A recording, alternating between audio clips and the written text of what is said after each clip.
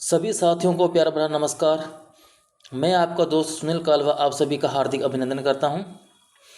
साथियों, हमारी एक क्लास चल रही थी जिसमें हम ड्राइंग टीचर डीएसएसबी व स्कूल व्याख्याता स्कूल लेक्चरर आरपीएससी की तैयारी कर रहे थे। इसमें हमने पिछले 47 क्लासें हमने कर ली है और लास्ट क्लास में हमने अवनींद्रनाथ टैगोर को किया। हम इस क्लास के अंदर आप फिलहाल आधुनिक चित्रकारों को पढ़ रहे हैं। उसी कड़ी में आज हम एस रजा व के आरा को पढ़ने वाले हैं। और क्या चाहिए, ये इसलिए लिखा है कि ये बेहतरीन एक नोट्स की टाइप क्लास है। ये आपका इतना अच्छा इसके अंदर मैटर है कि आपको शायद इससे बाहर पढ़ने की आवश्यकता हो। तो चलो देखते हैं आज अपनी क्लास। एस रजा, सैयद हैदर रजा, इनका पूरा नाम है सैयद हैदर रजा। एग्जाम में कई बार पूरा नाम पूछ लिया जाता है, तो आप याद रखें एस रजा का पूरा नाम है सैयद हैदर रजा। इनका जन्म 1922 ईस्वी मध्य प्रदेश में होता है। इनका जन्म 1922 ईस्वी मध्य प्रदेश में होता है। बात करें इनकी शिक्षा की, तो इन्होंने नागपुर स्कूल ऑफ आर्ट में पहले एडमिशन लिया। उसके बाद इन्होंने जे स्कूल ऑफ आर्ट से कला अध्ययन किया। फिर ये फ्रेंच स्कॉलरशिप पर डीवो आर्ट्स और स्टूडियो एडमन हेज पेरिस में अध्ययन किया। यानी ये इनकी कला यात्रा है। नागपुर स्कूल ऑफ आर्ट्स में अध्ययन किया, जे स्कूल ऑफ आर्ट में इन्होंने अध्ययन किया। इसके बाद फ्रेंच स्कॉलरशिप इनको प्राप्त होता है और उसके बाद ये पहुंच जाते हैं पेरिस में, जहाँ पर डीवो आर्ट्स व स्टूडियो हेडमन हेंज में ये वहाँ पर कला की शिक्षा प्राप्त करते हैं।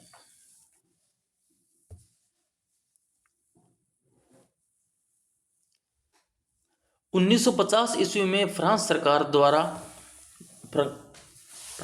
का पुरस्कार प्राप्त कर ये फ्रांस में बस जाते हैं। यानी 1950 ईस्वी में इनको फ्रांस सरकार के द्वारा पुरस्कार मिलता है और ये फ्रांस में जाकर बस जाते हैं।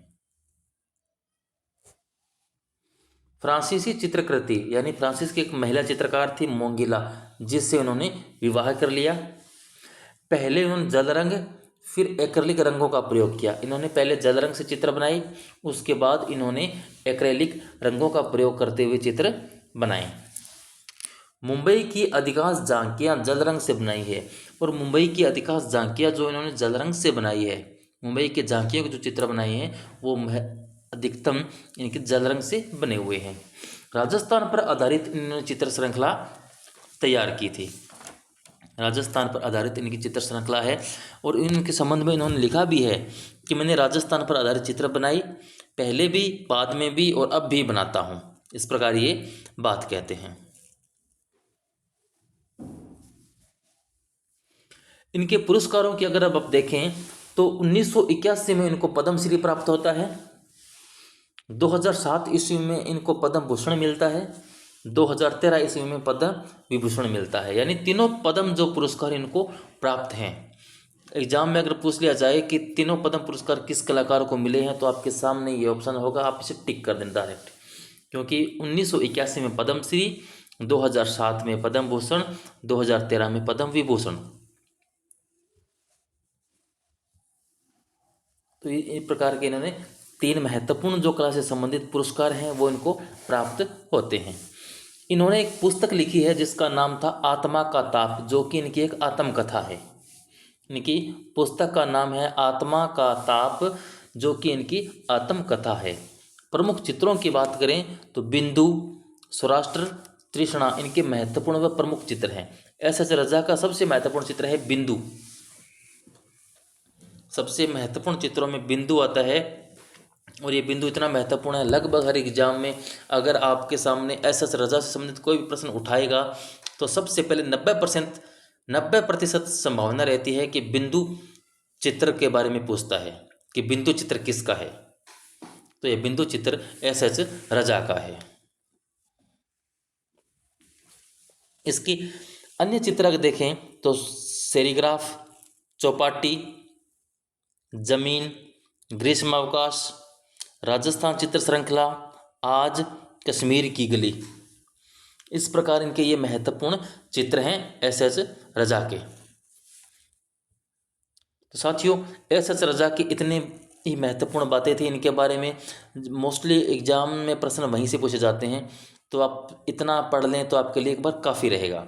अगर आपके पास ज़्यादा समय है तो और डिटेल्स आप कहीं से पढ़ सकते हैं, लेकिन यह authentic book doctor Rita Pratap की जो किताब है उसके नोट्स मैंने बना के रखे थे। मैंने खुद ने भी तैयारी की थी, वो यहीं से नोट्स मैंने बनाए थे और वही नोट्स के माध्यम से मैं आपको पढ़ा रहा हूँ। के एच आरा, आगे हमारे एक महत्वपूर्ण और कलाकार हैं के एच आरा, जिनका पूरा नाम है कृष्ण हवलाजी आरा। और ये एक दो बार एग्जाम में इनका पूरा नाम पूछा भी गया है, तो आप इनके पूरे नाम, जिस कलाकार का भी आपको शॉर्ट नाम देखने को मिलता है तो उनका पूरा नाम अवश्य याद कीजिए। एग्जाम में इनका एक आधा प्रश्न ऐसा जरूर देखने को मिलता है पूरा नाम से संबंधित, तो ध्यान रखें कि किसी भी कलाकार का पूरा नाम पूछा जा सकता है, जिनका मोस्टली आधा नाम मिलता है, जैसे के एच आरा, एस एस रजा, एम एफ हुसैन, के हेबर। इस प्रकार के जो ये कलाकार हैं इनका पूछा जा सकता है कि इनका पूरा नाम क्या है, तो अब याद रखें। तो के एच आरा का पूरा नाम है कृष्ण हवलाजी आरा। इनका जन्म 1914 ईस्वी बोलाराम, सिकंदराबाद, आंध्र प्रदेश में होता है। तो जन्म होता है 1914 ईस्वी में, उनका निधन होता है 21 मई 1985 ईस्वी में इनका निधन होता है। बात करें इनकी शिक्षा की, तो केतकर इंस्टीट्यूट गिरगांव से इन्होंने कला अध्ययन की प्रारंभ किया या कला अध्ययन की शुरुआत की, और मालिक ने इनको दाखिला दिलवाया। यानी ये बचपन से, जब 7 साल की उम्र के थे तब ये एक अंग्रेज़ दंपति के घर में नौकर रह गए, काम करने लग गए। तो बचपन से ये गरीबी की स्थिति में थे, तो कहीं घर पर अपना जीवन यापन करने के लिए घर पर काम करते थे। तो वहाँ पर सुबह शाम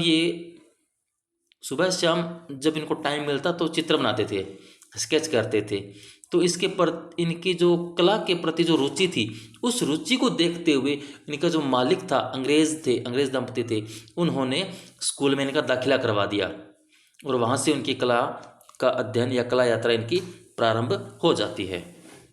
तो केतकर इंस्टीट्यूट गिरगांव में इन्होंने पहले कला अध्ययन के लिए दाखिला लिया, और जो दाखिला करवाने के महत्वपूर्ण हाथ था इनके मालिक का, जिनके घर पर ये काम करते थे। फिर ये 1928 ईस्वी में स्वतंत्रता आंदोलन में भाग लेते हैं। 1928 ईस्वी में इन्होंने स्वतंत्रता आंदोलन में भाग लिया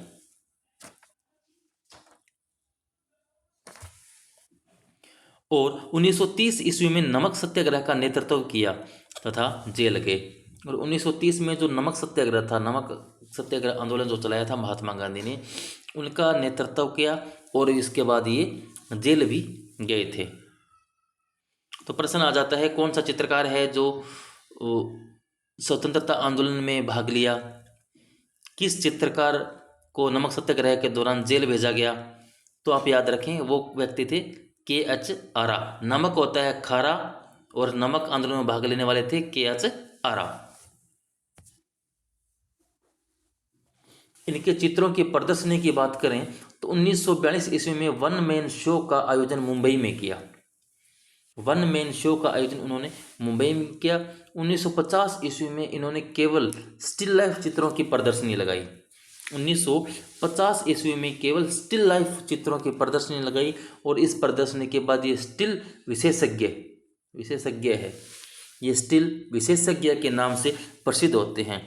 इनको स्टिल विशेषज्ञ कहा जाता है। कई बार एग्जाम में प्रश्न पूछा गया है कि स्टिल विशेषज्ञ किसे कहा जाता है, तो वो आपकी के एच आरा है, क्योंकि उन्होंने 1950 में स्टिल लाइफ चित्रों की एक बेहतरीन प्रदर्शनी लगाई थी। बात करें इनके पुरस्कारों की, तो रजत पदक पुरस्कार प्राप्त होता है उनको 1939 ईस्वी में आर्ट सोसाइटी ऑफ इंडिया के द्वारा। 1939 ईस्वी आर्ट सोसाइटी इंडिया के द्वारा इनको रजत पदक दिया जाता है, और उनको एक स्वर्ण पदक व 2000 रुपये का नगद इनाम प्राप्त होता है 1952 ईस्वी में जहांगीर आर्ट गैलरी में प्रदर्शनी पर। यानी 1952 ईस्वी में ये जहांगीर आर्ट गैलरी में आकर अपनी प्रदर्शनी लगाते हैं, और वहाँ पर इनको स्वर्ण पदक व 2000 रुपये का नगद इनाम मिलता है। फिर रत्न सदस्यता या फेलोशिप मिलती है इनको 1984 में ललित कला अकादमी नई दिल्ली के द्वारा। 1984 ईस्वी में ललित कला अकादमी नई दिल्ली के द्वारा इनको रत्न सदस्यता या फेलोशिप दिया जाता है। के अचारा के प्रमुख चित्र देखते हैं हम। के अचारा जो है, इनके प्रमुख चित्रों में आप देखें तो हरा सेब, लाल मेज, चीनी बर्तन, टोकरे में रखे पात्र, प्रातःकालीन नाश्ते की मेज, उन्मुक्त घोड़ों की सरपट दौड़, पनघट पर चक्की पीसने वाले, मेले से लौटते हुए, कोना, गांव के छोर पर, हाट बाजार, नर्तक, लकड़हारे धान काटते हुए, रहते हुए नहीं, ये धान काटते हुए हैं, लकड़हारे धान काटते हुए, धान सॉरी कूटते हुए, धान कूटते हुए, लकड़हारे धान कूटते हुए, वो स्वतंत्रता दिवस की उल्लासमय झांकी। इसके अलावा निर्वसना पर इन्होंने अनेक चित्र बनाए हैं, निर्वसना पर इन्होंने अनेक चित्र बनाए हैं। तो ये इनके प्रमुख चित्र हैं जो एग्जाम में पूछ लिए जाते हैं। तो आप इनको देखोगे तो हरा सेब, लाल में चीनी बर्तन, टोकरे में रखे पात्र, सुसज्जित पात्र, प्रातःकाल नाश्ते की मेज, यानी कितने आपको स्टिल लाइफ चित्र दिखेंगे। इतने स्टिल लाइफ चित्र इन्होंने बनाए हैं, इसलिए इनको स्टिल विशेषज्ञ कहा जाता है। आपको अशिक्षित आदिम कलाकार भी कहा जाता है, इनको अशिक्षित आदिम कलाकार कहा जाता है। फिल्म निर्माता के साथ सेट्स तैयार किए थे, आर्ट डायरेक्शन का काम भी इन्होंने किया था। फ्रांस एयर फ्रांस द्वारा पेरिस में आयोजित प्रदर्शनी में इन्होंने तेल रंग से निर्मित रक्षा के लिए नारी नामक चित्र प्रदर्शित किया और वहाँ पर उनको पुरस्कार प्रदान किया जाता है। यानी रक्षा के लिए जो नारी चित्र है वह पेरिस में प्रदर्शित किया जाता है और उसके ऊपर वहाँ पर एयर फ्रांस के द्वारा इनको पुरस्कार प्रदान किया जाता है।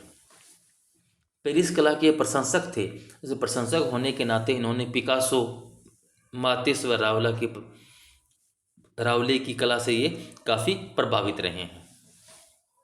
पिकासो, मातिस व रावले की कला से ये काफ़ी प्रभावित रहे हैं आपके के.एच. आरा। तो साथियों आज के लिए बस इतना ही। ये जो कंटेंट है आपको बहुत कम लग रहा होगा, लेकिन ये कम है नहीं, क्योंकि जितना महत्वपूर्ण था वो मैंने आपको उपलब्ध करवाया है। पढ़ने को तो बहुत कुछ है, लेकिन आप सटीक रणनीति के साथ जितना जरूरी है उतना ही अगर आप पढ़ेंगे तो सफलता के नज़दीक अवश्य पहुंचेंगे। पढ़ते रहिए, मस्त रहिए। धन्यवाद।